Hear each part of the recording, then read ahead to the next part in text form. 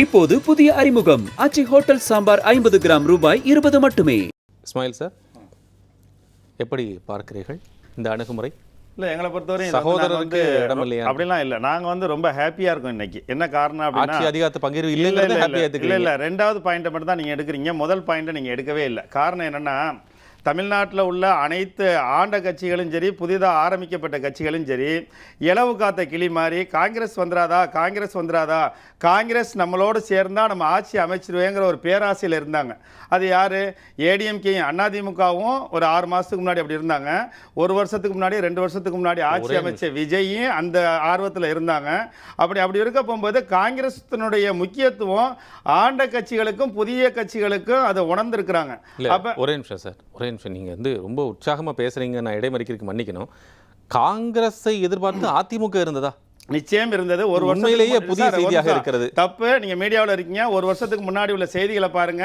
காங்கிரஸ் திமுக பிளவுகள் ஏற்படும், காங்கிரஸ் வர்றதுக்கு வாய்ப்பு இருக்குன்னு எடப்பாடி கூட ஒரு பேட்டியில் கொடுத்துருக்கிறார். ஆக்சுவலா அதை எதிர்பார்த்துக்கிட்டு இருந்தாங்க. இன்னும் சொல்ல போனோம்னா, காங்கிரஸ்ல இருக்கக்கூடிய அதிமுகவினுடைய ஒரு சில அனுதாபிகள் கூட காங்கிரஸோட நம்ம அதிமுகவோட சேர்ந்துறனுங்கிற ஒரு பேச்செல்லாம் இருந்துச்சு. ஆனா ஆண்ட கட்சி அது அதிமுக. அதுக்கு பிறகு புதிதாக கட்சி தொடங்கின விஜயிலிருந்து அதனுடைய 2ஆம் கட்ட தலைவர்கள் அனைவரும் சொல்லக்கூடிய விஷயம் என்னன்னா, காங்கிரஸ் நம்மளோட சேர்ந்துட்டா ஆட்சியை பிடிச்சிருவோம் அப்படிங்கிற ஒரு மிகப்பெரிய ஒரு நம்பிக்கையில் இருந்தாங்க. நாங்கள் என்ன சொல்றோம் அப்படின்னோம்னா, எங்களோடு சேர்ந்தாதான் தமிழகத்தில் ஒரு ஆட்சியை பிடிக்க முடியுங்கிறது அதிமுகவும் உணர்ந்திருக்கு, தமிழக வெற்றி கழகம் உணர்ந்திருக்கு, ஏன் திமுகவும் உணர்ந்திருக்கு. இன்னைக்கு அவங்கவுங்க ஊடகங்கள்லையும் சரி, அவங்கவுங்க யூகங்களில் பேசிக்கிட்டு இருந்தாங்க, காங்கிரஸ் எந்த பக்கம் போகும், விஜய் பக்கம் போகுமா, தனிச்சு நிற்குமா அப்படின்ட்டு. இது எல்லாத்துக்கும் முற்றுப்புள்ளி வைக்கக்கூடிய அளவுக்கு முதல்வர் இன்னைக்கு பேசியிருக்கிறாரு. காங்கிரஸோடு தான் கூட்டணி, அது எந்தவித மாற்று கருத்தும் இல்லை. காங்கிரஸ் கருத்துக்கும் முற்றுப்புள்ளி வைத்திருக்கு. இல்லை, காங்கிரஸ் கருத்துக்கு இல்லை. காங்கிரஸினுடைய திமுகவை பிரிக்க, கூட்டணியை உடைக்க யார் யாரெல்லாம் முயற்சி பண்ணாங்களோ அத்தனை முயற்சிகளுக்கு முற்றுப்புள்ளி வச்சிருக்கிறார். இன்னும் சொல்ல போனோம்னா, அண்ணன் எப்ப சாவாரு, திண்ணை எப்படி காலி ஆகுங்கிற மாதிரி அந்த காங்கிரஸினுடைய எதிர்பார்த்தவங்களுக்கு செவிட்டடியில் அவர் பதில் கொடுத்திருக்கிறார். காங்கிரஸ் திமுக கூட்டணி உறுதிங்கிறத அதை உறுதிப்படுத்தியிருக்காரு. நீங்கள் சொல்லக்கூடிய தாவேக்கா இருந்து அதிமுக இருந்து யார் விருந்தினர்கள் இல்லை, அது அவர்களுடைய பார்வைக்கு விட்டு விடுகிறேன். 1. 2வது, திரு கிரீஷ் சோடங்கர் சொன்னார் ஆட்சியில் பங்கு அதிகாரத்தில் பங்குங்கிறது. அவர் இலவு காத்த கிளியா? இல்லை சார், நான் இன்னொரு விஷயமும் சொல்கிறேன். ஆக்சுவலாக அவர் இலவு காத்த கிளி இல்லை. அவர் எங்களுடைய உரிமைகளை இன்னும் எப்படி எடுத்துகிட்டு போகணும், நம்மளுடைய உரிமைகளை நம்மளுடைய தேவைக்கு தகுந்த மாதிரி, நம்ம தகுதிக்கு தகுந்த மாதிரி ஆட்சியில் பங்கு அதிகாரத்தில் பங்குங்கிறது எங்களுடைய குரல்கள் எங்களுடைய கட்சிக்குள்ளே இருக்குது. அது நாங்கள் எங்கே பேசணும் அப்படின்னோம்னா, எங்களுடைய தலைமைக்குள்ளே நாங்கள் பேச வேண்டிய விஷயம். அதை பொதுவெளியில் பேசி கூட்டணியை நட்பை உடைக்க வேண்டிய பாதக செயல்கள் எல்லாம் யார் முக்கியமாக செஞ்சுக்கிட்டு இருக்காங்கன்னா, பாசிச பயங்கரவாத பிஜேபியினுடைய கூட்டணியும் கூட்டாளிகள் தான் செய்றாங்க. அவங்களுடைய நோக்கம் என்னன்னா, அவ்வளவுதான். சார், ஒரு நிமிஷம்.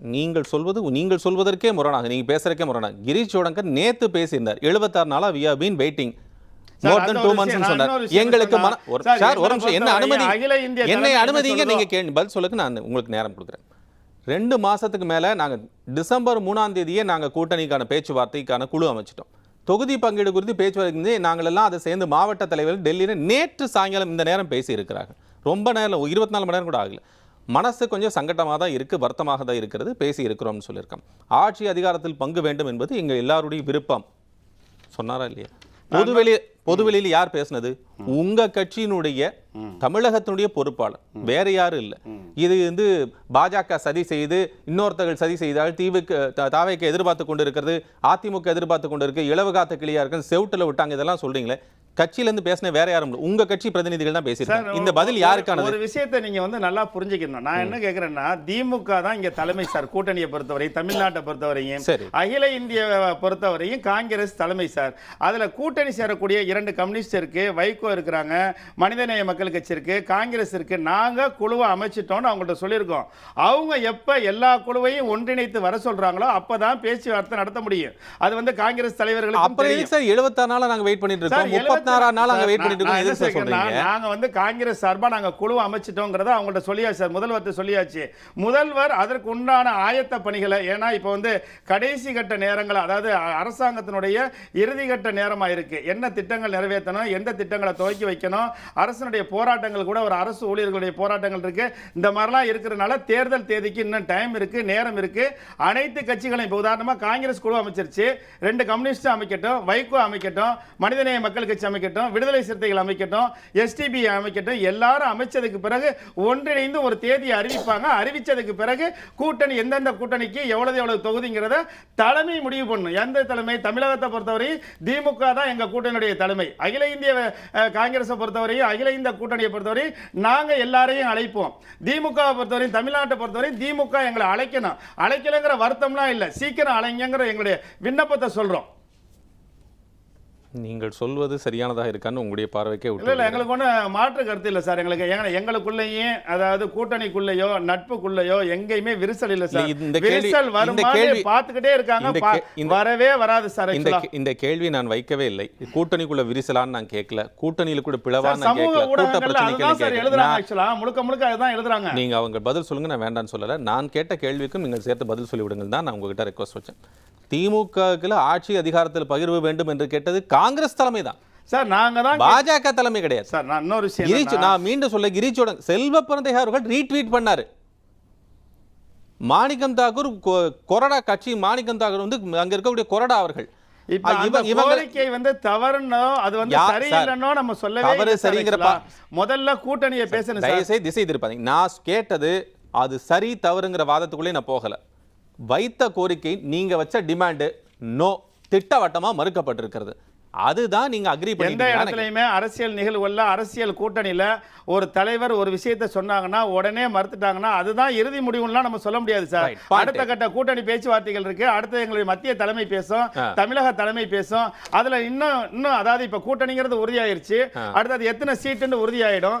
ஒருவேளை ஜெயிச்சதுக்கு பிறகு கூட்டணி ஆட்சியா இல்ல ஆட்சியில பங்கு இருக்குதா அப்படிங்கிறதையும் நாங்க உறுதி பண்ணுவோம். எங்களுடைய உரிமைகளையும் எங்களுடைய தேவைகளையும் பிரதிநிதித்துவத்தையும் எங்களுடைய தகுதிக்கு ஏற்ப நாங்க கேட்போம் சார். இது நான் எந்தவித மாற்று கருத்து இந்த ஆன்சரை நான் எடுத்துக்கிறேன். இஸ்மாயில், உங்களுக்கு என்ன மறுப்பு இருக்கு? வலதுசாரி சிந்தனையாளர் சொன்னார், காங்கிரஸுக்கு வந்து ஏன் அவங்களுடைய உரிமைகளை கேட்கல, ஆட்சி அதிகாரத்தில் பங்கு பெறறதுக்கு விரும்ப மாட்டேங்கிறாங்க, ஏன் அதிகமான தொகுதிகள் கேட்க மாட்டேங்கிறாங்கன்னு சொன்னாங்க. அது எப்படின்னா ஆடு நனையுதேன்னு ஓனாய் அழுகுற கதை தான். அதை நாங்கள் ஏற்றுக்கிற மாட்டோம். ஒருவேளை நீங்கள் அப்படி இருந்துச்சுன்னா நாங்கள் 33 சீட்டோ இல்லை 35 சீட்டோ நாங்கள் பெற்று கூட்டணியில் நிற்போம். அப்போ நிற்க போகும்போது நீங்கள் வேணால் அதிமுகலேருந்து காங்கிரஸ் எங்கேயெல்லாம் நிற்கிதோ அங்கேயெல்லாம் நாங்கள் வந்து போட்டியிடலை, அவங்க கொஞ்சம் வளர்றதுக்கு நாங்கள் வழி விட்றோன்னு வேணால் நீங்கள் சொல்லி பாருங்கன்னு நம்ம சொல்லலாம். ரெண்டாவது விஷயம் அவர் சொன்னார், 1967 114 சீட்டு அப்படின்னாங்க. அப்போ இருந்த கட்சி மொத்தம் 7 கட்சி சார். இப்போ காலங்கள் வளர வளர இப்போ இருக்கக்கூடிய பதிவு செய்யப்பட்ட கட்சிகள் வந்து 57 கட்சிகள் தமிழ்நாட்டில் மட்டும். ஆமாம், அது ஃபுல்லாக நிறையா வந்துருச்சு. அப்போ அவங்களுடைய பிரதிநிதித்துவம் கொடுக்கணும். இன்னொரு விஷயம், வலதுசாரி சிந்தனையாளர் சொன்னதனுடைய முக்கியமான ஃபண்டமெண்டலே தவறு என்னன்னா, நம்ம இந்தியா வந்து ஒவ்வொரு மாநிலமும் மொழி வாரியாக பிரிஞ்சிருக்கு.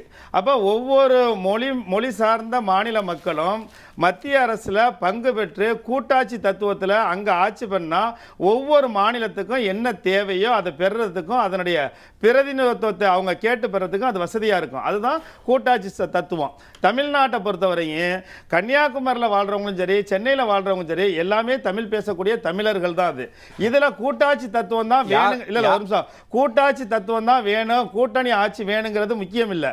ஆனால் ஒவ்வொரு கட்சியும் அவங்களும் கூட்டணியில் இருக்கணும், கூட்டாட்சியில் ஆட்சியில் பங்கு பெறணுங்கிறது அவங்களுடைய விருப்பமா இருக்கலாம்.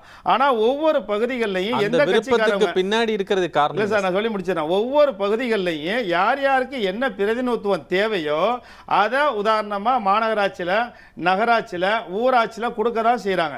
ஒரு சில இடங்களில் பங்கீடு செய்ய போகும்போது அந்த ஆளுங்கட்சியாக இருக்கிறவங்க எங்களுக்கு வேணும்னு அழுத்தம் கொடுக்க போகும்போது சில இடங்கள் விட்டு கொடுக்க தான் செய்யுது. அடுத்ததாக சொன்னார் வலதுசாரி சிந்தனையாளர் சொன்னார், அதாவது தமிழர்களுக்கு என்ன பண்ணாங்க, அதே மாதிரி அதாவது இவங்களுடைய பிஜேபியினுடைய சித்தாந்தமே என்னன்னா, ஒரு தாழ்த்தப்பட்டவங்களை ஒரு ஜனாதிபதி ஆக்குவாங்க, ஆனால் தாழ்த்தப்பட்ட மக்களுக்கு எதுவும் பண்ண மாட்டாங்க.